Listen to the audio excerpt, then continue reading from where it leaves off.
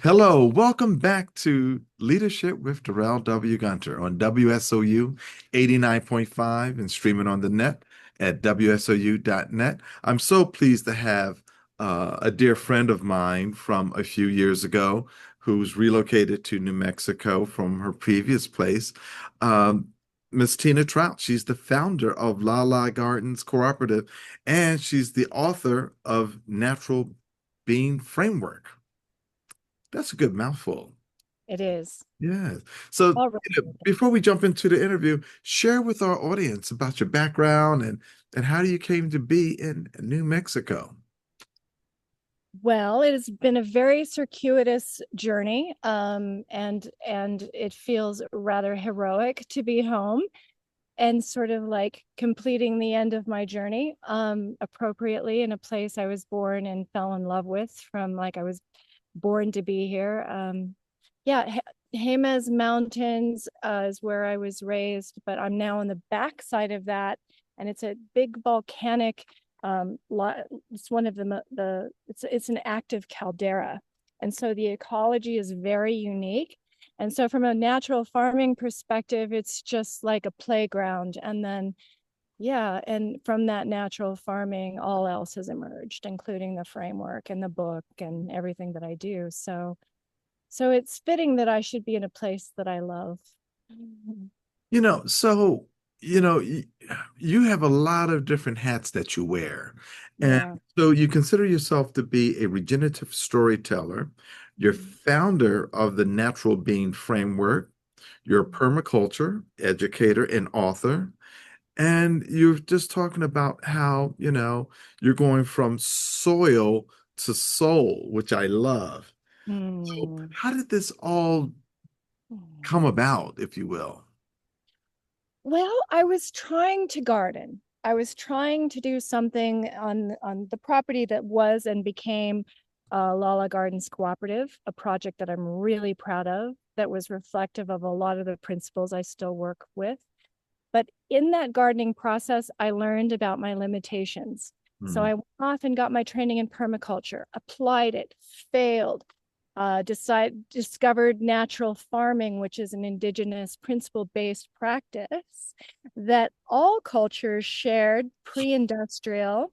So I learned it specifically through something called Korean natural farming, but I also learned through my permaculture that these are principles that a lot of different indigenous wisdoms are based on. And so that together with, I'm just a life learner. I taught myself alchemy as well and practice it. And I just started to see that there was this overlap through all of these different disciplines of the same principles. And I also learned from my actual farming practice and my conversion to a co-op that not everybody wants to get their hands dirty. So I started to see that a lot of the problems that we were facing, not only in sort of normal corporate doings, but also in the regenerative circles, there were things that were coming up that were like kind of surprising and but I saw that they were based in the same principles. And so natural being was kind of this natural evolution from being a natural farmer to kind of focusing on us all being stewards of our gardens, and our gardens being our lives, our jobs, our careers, our passions, the things we really care deeply about, that it's all one story, and it's a stewardship story. Hmm. Hmm. So yeah. So tell us about the community that you're in. How are you starting to impact the community that you're in? Well, it's arising from clay. Abiquiu is both sand and clay, and a lot of life I've learned evolves from clay, sands, and silts. Clay just happens to be something I really love to work with. So, in a lot of ways, I think the way I'm integrating into the community, and I haven't been here very long, only about 3 months, but I'm already writing locally, and I'm um, participating in the local farmers market, and I'm actually selling some of the soil-based applications that I've made. So really, I haven't, anyway, that's how I'm integrating here is on a very basic soil based level and with a deep understanding of how clay works. Nice. Clay can be a problem for people, but but it really is truly the substrate from which we arise. Like the fact that there's a myth that says we come from Right. clay Right. is based in science, and it's based in my findings as a natural farmer. So I'm here to share that secret. Clay is a miracle. Players. Okay. So Yeah. talk to us about the natural being framework. How does it reframe and how do we meet our human needs?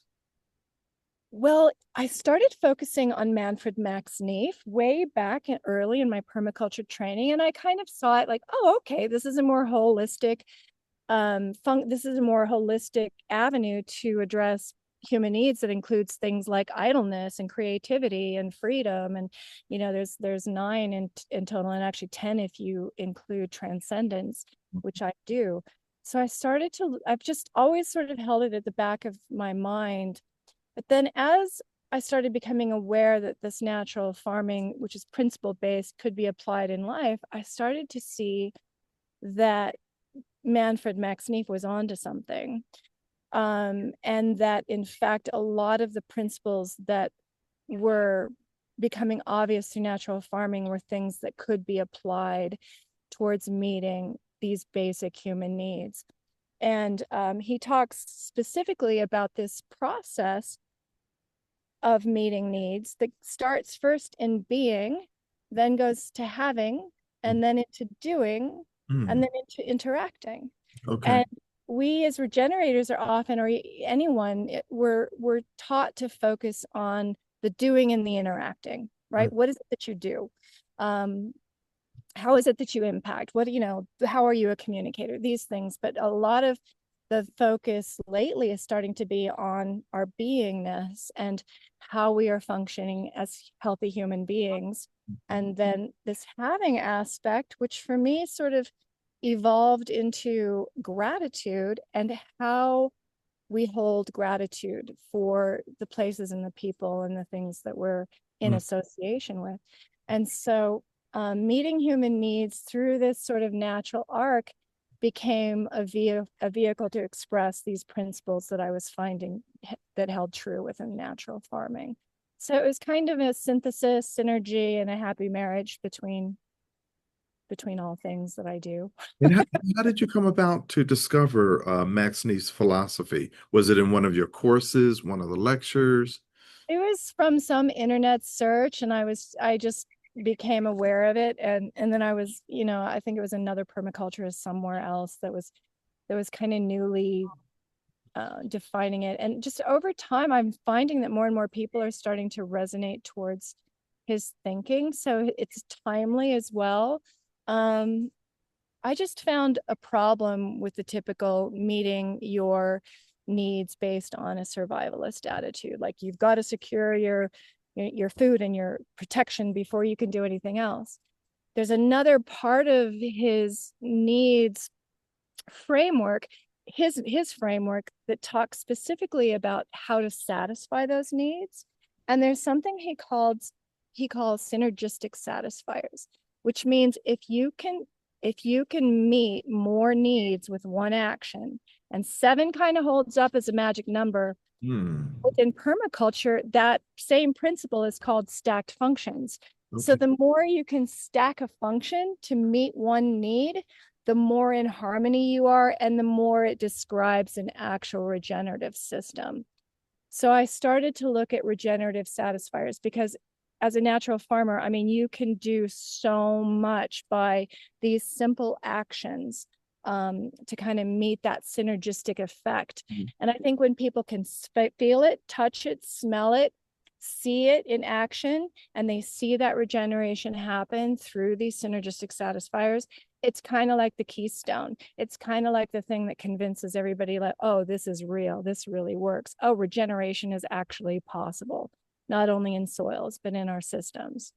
So yeah, that's a lot to say. No, but this resonates with me because I consult in IT with with AI and blockchain, And in talking to different folks about information is how do we consume information? We consume information by seeing, we consume it by listening, we consume it by talking, displaying it. Yeah, so that's yeah, I'm gonna have to check this Max Neef out, you know. Oh yeah, he was yeah, he basically he went off to study economics and then went to go practice it and decided that that economics is in fact not a science, it is a marketing ploy.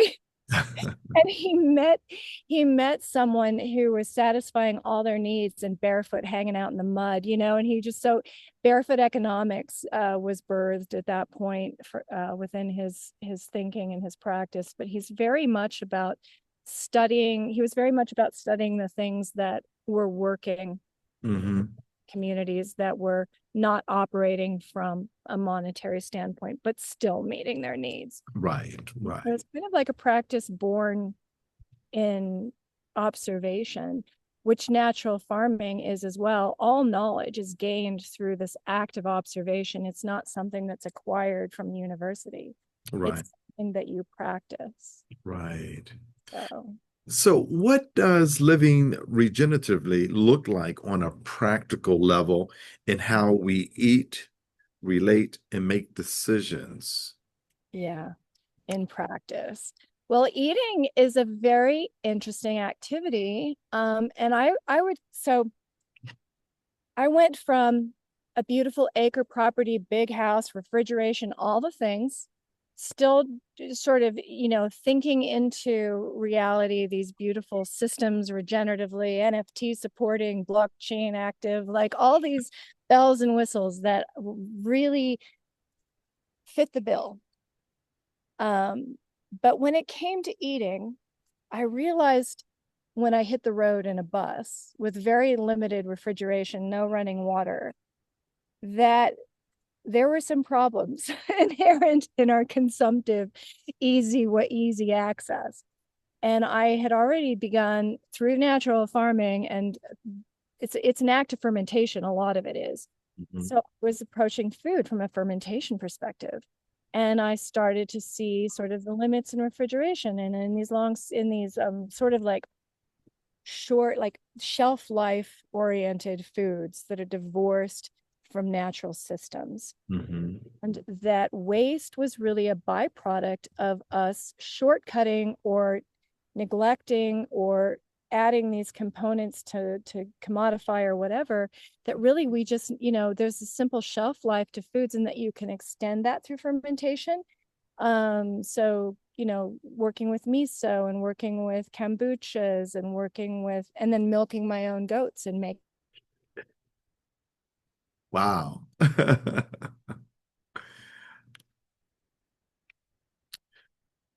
Well, we we we lost you there. Repeat what you. Okay. So yeah, fermented foods is kind of this interspace between food, medicine, and natural farming. And foods, you know, foods need to build on the principle of return without producing waste. And food should return more than it takes. And there are specific recipes to do that.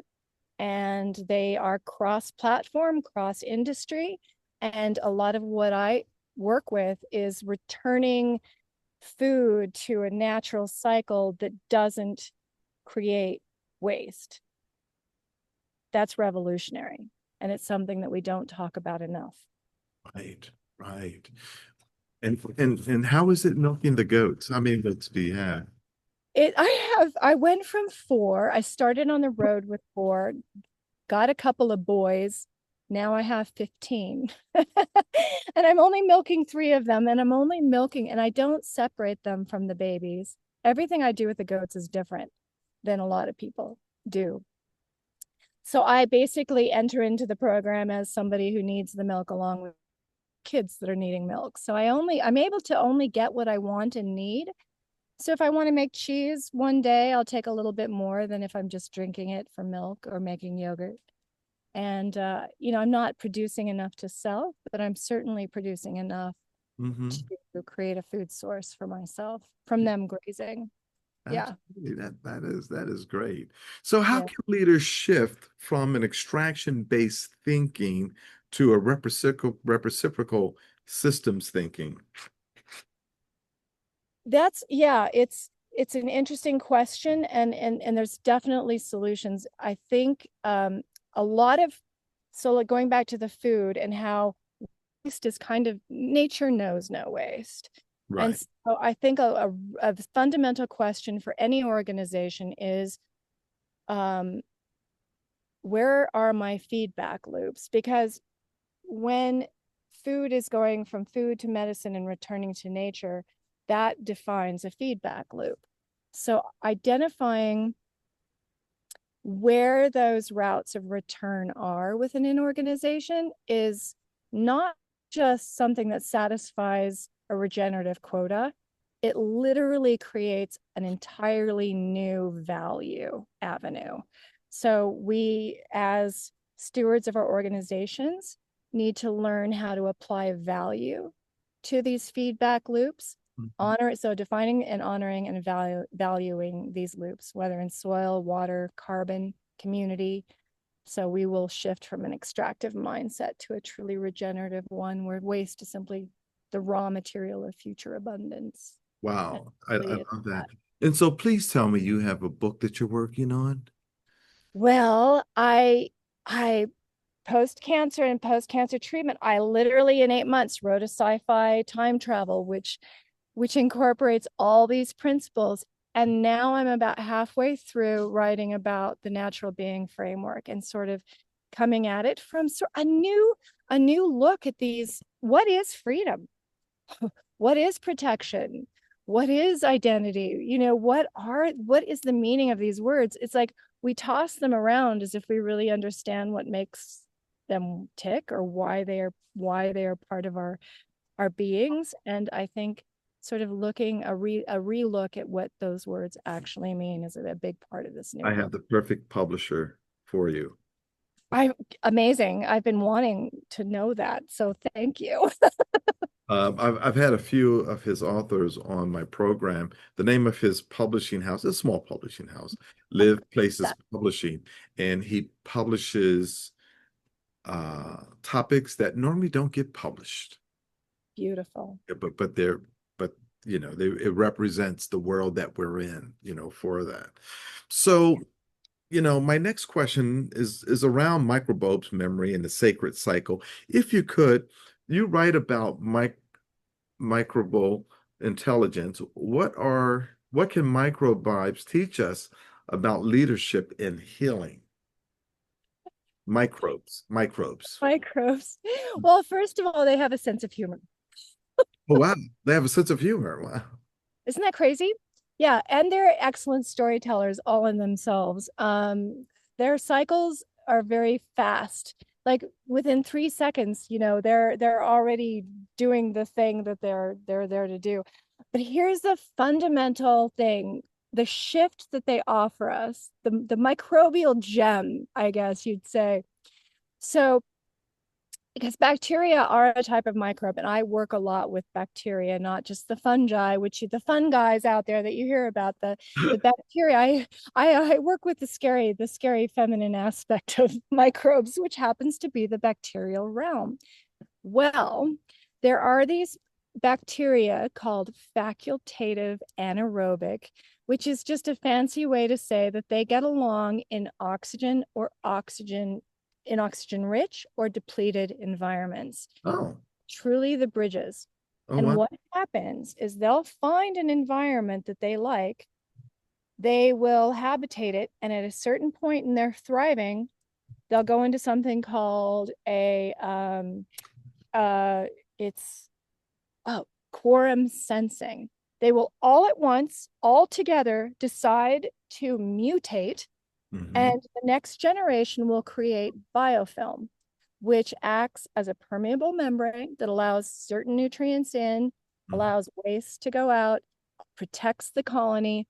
And what this actually does proves Darwin's survival of the fittest to be a just massively, like, illusory principle that systems and communities actually thrive by sort of paying attention to this quorum sensing and understanding that communities and are really there to cooperate. They're not there to compete.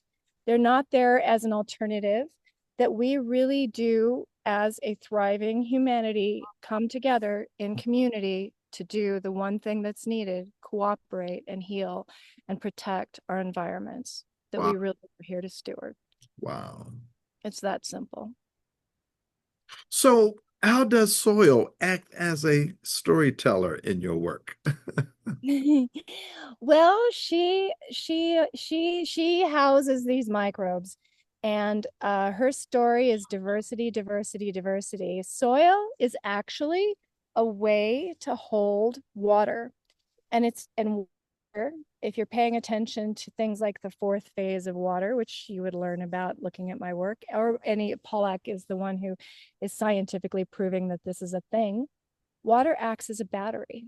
Mm. And so it's alive. It's creating signals, positive and negative signals. It's magnetic. It holds water, and thus it holds life and supports us.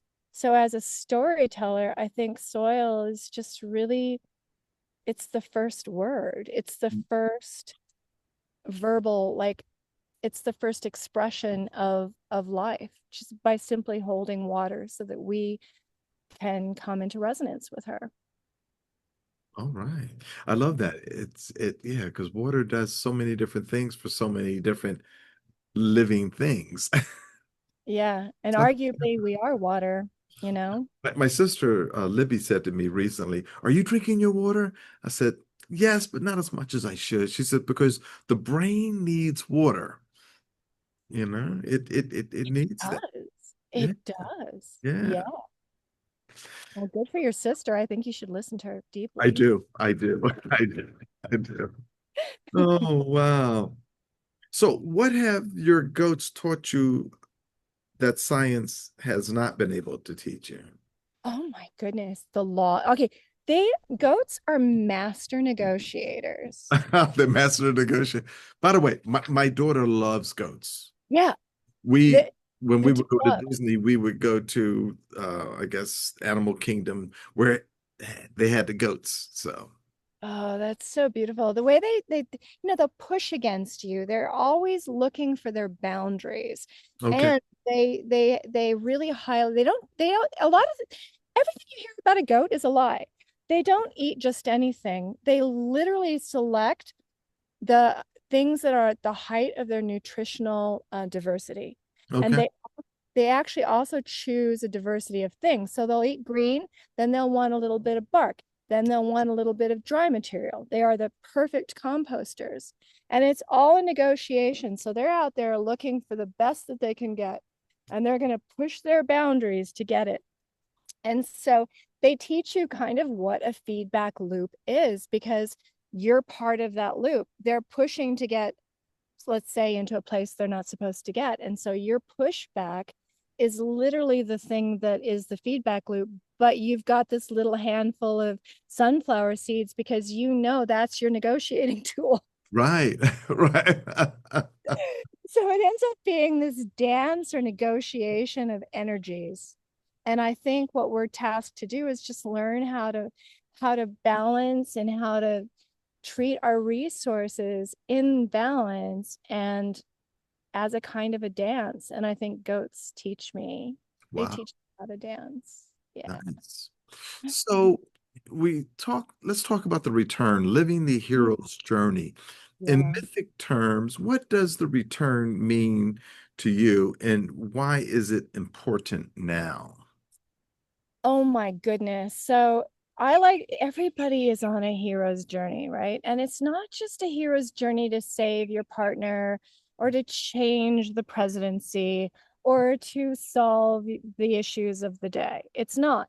Your hero, you are the hero of your own experience. You're the hero of your own life. And I think into every life, a little bit of like of death must come, right? We're And I think the cancer really taught me this, is just that we're mortal.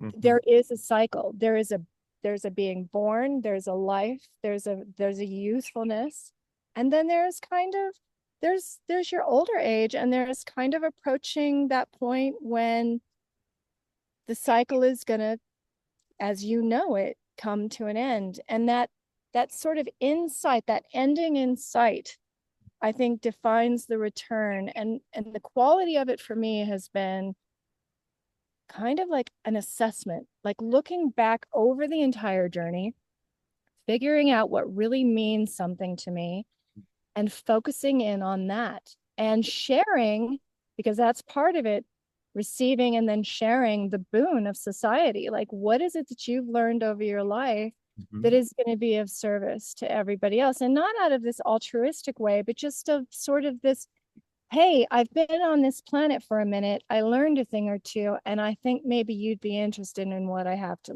what I've learned. Mhm. Mhm. So it's kind of like that. I think everybody is called in some sense to be a teacher of the things that they've been through.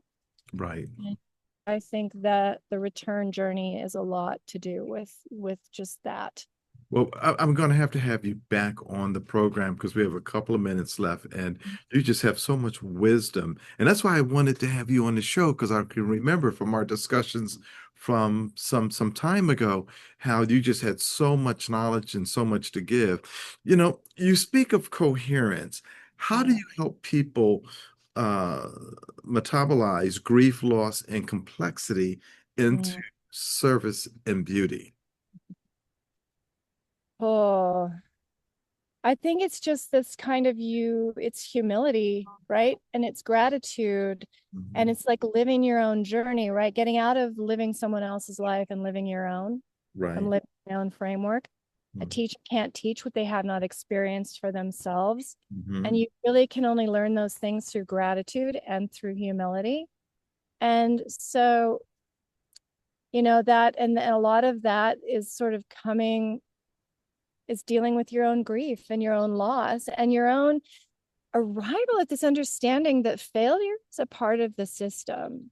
And Mm. it's through these sort of steps, these failings, three failings in a row. It's a principle in natural farming. It's the principle of three.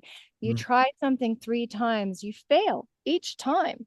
But by the third time, you articulate a direction, and Mm. that's a path. And so suddenly now you find yourself heading in a direction, and you know it's the right one because your failures have led you there. And I think it's just that brings happiness. It's not kind of figuring it all out in the end. It's more figuring out the direction that you're going. Well, I'm definitely, we're going to get you scheduled back right away because there's so much more that I want to ask you and learn from you. But So, for your final comments, what does leadership mean to you today? I think leaders that are cut off from their roots are unstable, and that place anchors us in responsibility and reciprocity. Hmm. So we really do have to look at the places where we are and Hmm. take a full assessment to be truly able to lead. Okay, Yeah, very. adaption, patience, feed. This has been too short, but it's been phenomenal. I'm looking forward to having you back.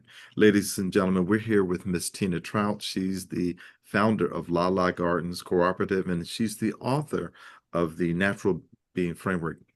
Thank you for coming on, Tina. Sure. Hey, do you want to know where you can find me? Oh, absolutely. Please. Okay. I'm at naturalbeingsubstack.com. I'm doing all my work on Substack these days, and you can find me at Natural Being. So When I thank you. do the promo, I will put your link Thank in the promo. you. All right. Okay. Very But cool. that wraps it up this week with Leadership with Darrell W. Gunter. And we want you to have a great day and a great week. But remember, leadership begins with you.